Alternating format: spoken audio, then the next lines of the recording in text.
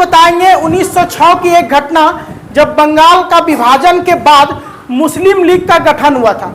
मुस्लिम league का गठन इसलिए हुआ था कि बंगाल विभाजन होने के बाद बंगाल को दो भागों में बांट दिया गया था। एक तरफ पश्चिमी बंगाल, जिसमें आज का बिहार, उड़ीसा, दार्जिलिंग और पश्चिम बंगाल था, और एक तरफ था पूर्वी बंगाल, जिसमें आज का बांग्लादेश और असम प्रांत था।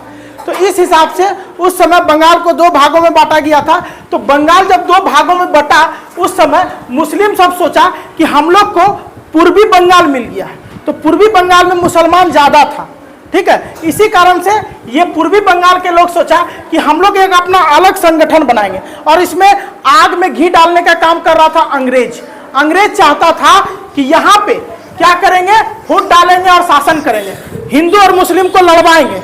हिंदुओं के मंदिर के आगे गाय को काट के फेंक देता था, मुस्लिमों के मस्जिद के आगे सुअर को काट के फेंक देता था, और दोनों को भड़काना चालू कर दिया।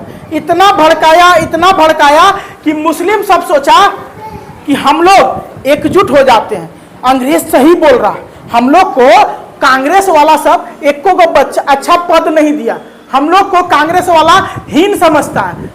देश में, भारत देश के अंदर जितने बड़े पद हैं, जितने अच्छे पद हैं, उस पे सब कांग्रेस वाला है। और अंग्रेज बार बार जाके भड़काता था, अरे तोरा साथ ऐसे करता है, हीन भावना करता है, तुमने मस्जिद के आगे ये कर दिया, तुमको ऐसे कर रहा, आज भी ये होता है। कुछ चंद लोगों के वजह से हिंदू मुस्लिम बदलाव था उस समय भी, और आज भी बदलाव है। उस समय का वायसराय कौन था?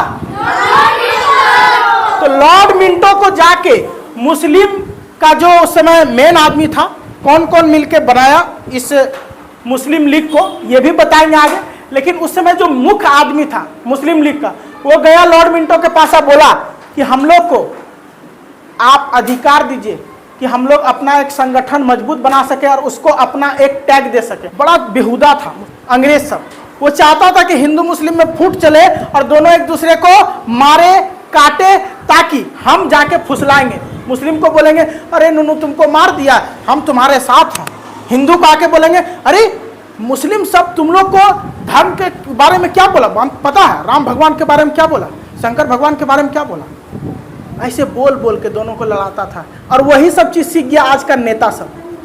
हिंदू को जाके कुछ बोल देगा मुस्लिम के बारे में, मुस्लिम को मुख्य समुदाय को कुछ बोल देगा हिंदू के बारे में, और लड़वाते रहेगा।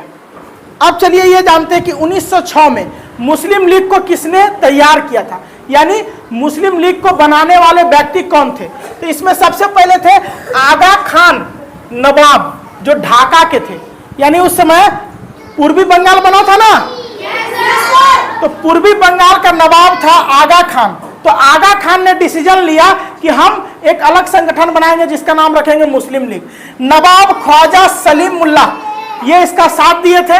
मुसलमानों के अधिकार के रक्षा के लिए बोला ये हम लोग संगठन बनाएंगे। 1908 में अमृतसर में मुस्लिम लीग का अधिवेशन हुआ, यानी वहां जितने भी मुस्लिम के नेता थे सभी आए, और लोग थे वो सब आए, ठीक है। और इस मुस्लिम लीग का अधिवेशन में मांग किया मिंटो से कि हम लोग को, यही है लॉर्ड मिंटो, हम लोग को एक अधिकार चाहिए कि हम लोग मुस्लिम लीग को पूरा देश में फैलाना चाहते हैं, और इस लीग को रजिस्टर्ड कीजिए। तो ये बोला ठीक है, रजिस्टर्ड है, तुम जो बोलो सब स्वीकार है, क्योंकि हम चाहते हैं कि मुस्लिम तैयार हो अपना एक संगठन लेके, ताकि हिंदुओं से लड़े और फूट डालो शासन करते रहे। पता है इसमें मुख्य रूप से वो दोनों तो थे ही, कौन कौन थे तो नाम ध्यान से सुनिएगा। आगा खान जो नवाब थे ढाका का, एक, नवाब ख्वाजा सलीमुल्लाह, दो, ये दोनों, और साथ ही तीन और व्यक्ति थे जो शुरुआत में मुस्लिम लीग के मुख्य संस्थापक थे। उसके बाद मोहम्मद अली जिन्ना जो पाकिस्तान का बंटवारा कराया था, वो भी चोट्टा उस समय था, बेहुदा। एक मार देता ना बड़ी अच्छा रहता, पाकिस्तान बांग्लादेश आज नहीं बनता। अगर ये मोहम्मद अली जिन्ना चोट्टा को मार देता तो आज पाकिस्तान बांग्लादेश बनबे नहीं करता, और हम लोग को इतना परेशान करबे नहीं करता। यही चोट्टा के वजह से हुआ। पता नहीं इसको काहे ने मार दिया, सब नेता सब मिलकर मार देना चाहिए था उसी समय। बकार अल मुल्की और हकीम अजमल, ये तीन आदमी, और मोहम्मद अली जिन्ना, बकार अल मुल्की और हकीम अजमल खान, और बाकी वो दोनों, ये पांचों मिलके मुख्य रूप से शुरू बनाया। और पता है ये मोहम्मद अली जिन्ना बड़ी होशियार आदमी था, सब मुस्लिम के पास जाता था, ए हिंदू में एकता हो रहा, हिंदू राम भगवान जय श्री राम, चलो हम लोग को या अल्लाह या अली कर करके धीरे धीरे धीरे धीरे कुछ सालों के अंदर 30 लाख से अधिक लोग को जोड़ लिया इस संगठन में। 30 लाख, 30 लाख, इतना संगठन जोड़ लिया धीरे धीरे। कौन? मोहम्मद अली जिन्ना। और 1930 में पहली बार इसके मन में एक विचार आया कि हम इस मुस्लिम लीग को एक अलग देश बनाएंगे इस मुस्लिम लीग का मदद से, जिसका नाम रहेगा पाकिस्तान, यानी पाक स्थान, यानी चोट्टों का स्थान, यानी बेहूदों का स्थान, यानी कमीनों का स्थान, यानी मैप में जो दिखता है कुत्ता उसका स्थान। पाक मतलब होता है पवित्र और स्थान मतलब होता है जगह, पवित्र जगह। लेकिन उस पवित्र जगह पाकिस्तान को, जहां सिंधु घाटी सभ्यता था, उसको चोट्टा जिन्ना जो है वो बना दिया है कब्रिस्तान वाला जगह। अब जहिया युद्ध होगा पाकिस्तान कब्रिस्तान बन जाएगा, गारंटी एकदम। 1940 में फिर जिन्ना खुल के बोल दिया सबके सामने, मुस्लिम लीग का अधिवेशन हुआ, वहां खुल के बोला कि हमें पाकिस्तान चाहिए, एक अलग देश, 1940 में। और 47 में फिर आपको पता है क्या हुआ, हिंदुस्तान पाकिस्तान अलग हो गया। पता है जब हिंदुस्तान पाकिस्तान अलग हुआ तो जो अंग्रेज था उसे बड़ी खुश कि जाते जाते देश को 2 टुकड़ों में बांट दिए, हिंदुस्तान पाकिस्तान। पूरा हमेशा जब तक हिंदुस्तान का इतिहास रहेगा दोनों लड़ते रहेगा, लड़ते रहेगा, लड़ते रहेगा। क्योंकि 1905 में हम चिंगारी डाल दिए, चिंगारी डाला 1905 में, तैयार किया 1906 में मुस्लिम लीग को अंग्रेज सब। 14 अगस्त 1947 आपको पता क्या हुआ था?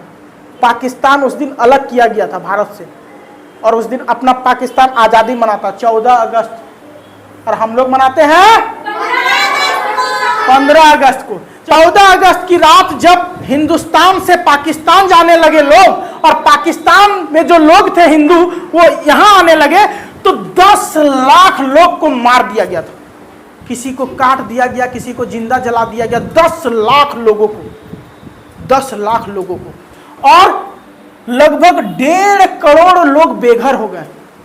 अब मान लो कि तुम्हारा यहाँ जमीन है, हम लोग बिहार के अंदर रहते, बिहार में मान लो कि तुम्हारा 10 कट्ठा, 20 कट्ठा, 2 बीघा, 4 बीघा जमीन है, और अचानक बोल दे कि ये जो बिहार है इसमें से निकल के कुछ लोग झारखंड चले जाओ, और झारखंड वाला यहाँ चले आएगा, और यहाँ का जो जमीन है तुमको मिलेगा भी नहीं। झारखंड में जाने के बाद तुम बेगार रहेगा, बेगरिया रहेगा, वैसा स्थिति हो गया था।